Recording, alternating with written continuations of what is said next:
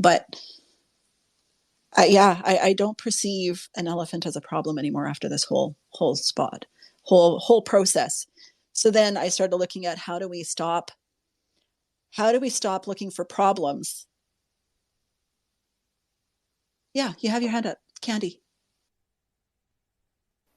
Yeah, yes, everybody. Good evening, good afternoon, good morning. Me, I'm from East Africa, Uganda, and I wanna collect Miss Baron about what she was saying, like about the elephants. Where two elephants fight. That thing is in Uganda. That's how like so where two elephants fight, the grass suffers. So it's like when these they are that's like a slang used by us, we the local people, like where two elephants fight, the grass always suffers because the grass is always low.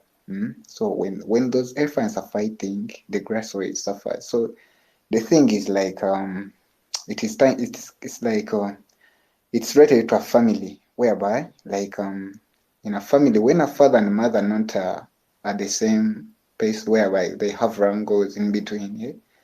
So the children suffer, like the children always face the consequences of the parents not being at the same. So it doesn't mean that. Yeah? That's the hidden meaning in it, that where two elephants fight, the grasses suffer.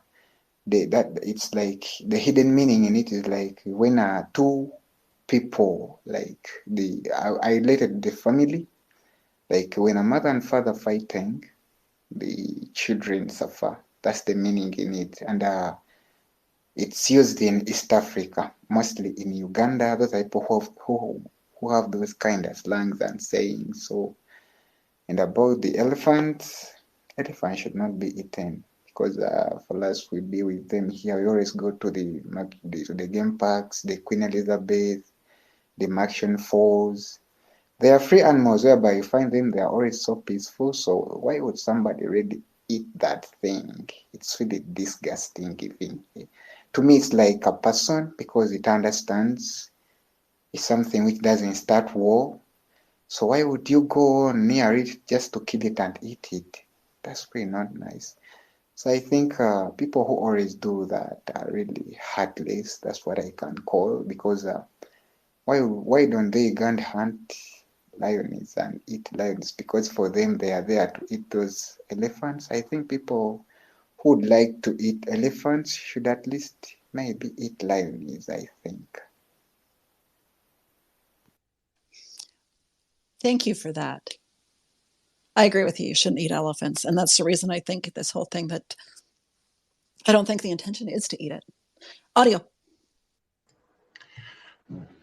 Okay, so once again, and maybe correct me if I'm wrong, but the Chinese proverb with greed, I think makes sense if, again, you think about an elephant not necessarily being a literal problem, but more in dealing with an institution.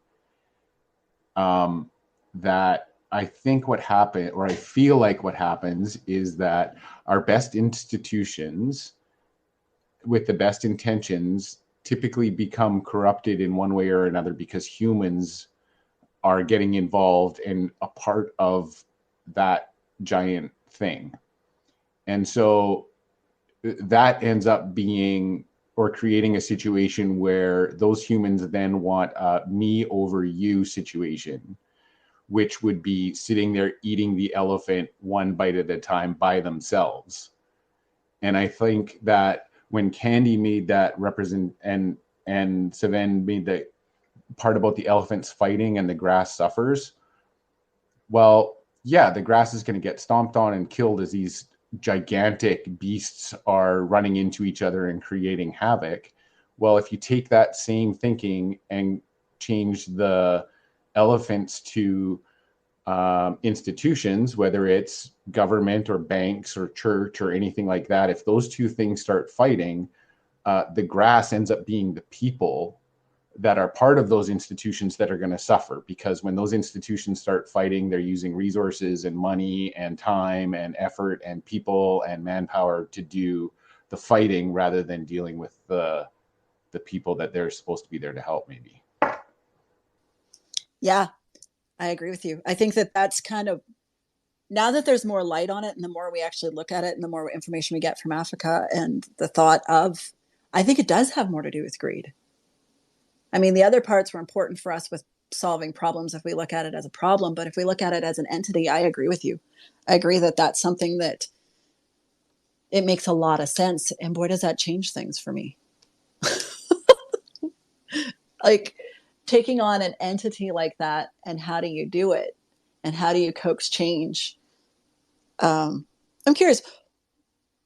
I had an interesting discussion actually with some young people about ideas on how to improve government and big entities and how to improve conversation.